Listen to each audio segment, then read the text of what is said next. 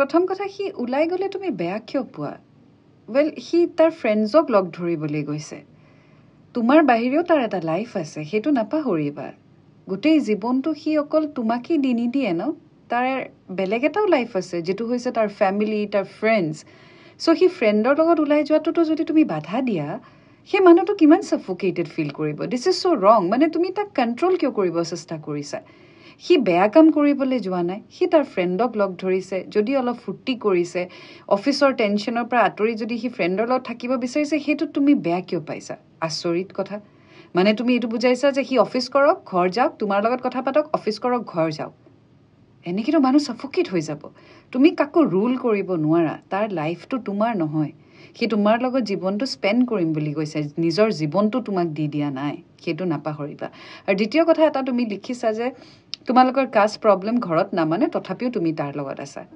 this is like তুমি মানে তাৰ ওপৰত উপকাৰ কৰিছা যে মোৰ ঘৰত নামানে তথাপিও মই তোৰ লগত আছো চ' তই মোৰ কথা শুন ভেৰি ৰং প্ৰথম কথা তোমাৰ এই যিটো এটিটিউড প্ৰেমৰ প্ৰতি সেইটো চেঞ্জ কৰা আৰু তোমাৰ এটিটিউডটো হৈছে ডমিনেটিং এই ডমিনেটিং নেচাৰটো চেঞ্জ কৰা তুমি যদি তেওঁক ভাল পোৱা তেতিয়াহ'লে তুমি তেওঁক সন্মানো কৰিবা এনেকৈ তুমি কেতিয়াও সম্বোধন বা এনেকৈ তুমি কেতিয়াও চাৰ্জ নকৰা আৰু ছেকেণ্ড অফ অল এইটো তুমি একচেপ্ট কৰিব লাগিব যে তাৰ নিজৰো এটা লাইফ আছে তাৰ নিজৰ ফ্ৰেণ্ডছ আছে তুমি অহাৰ আগতেও তাৰ জীৱনত বেলেগ মানুহ আছিলে সেয়া হৈছে তেওঁৰ ফেমিলি তেওঁৰ ফ্ৰেণ্ডছ চ' তুমি অহা মানে ফ্ৰেণ্ডছ আঁতৰি যাব নোৱাৰে গতিকে যদি তেওঁ একো বেয়া কাম কৰা নাই যদি একো তেওঁ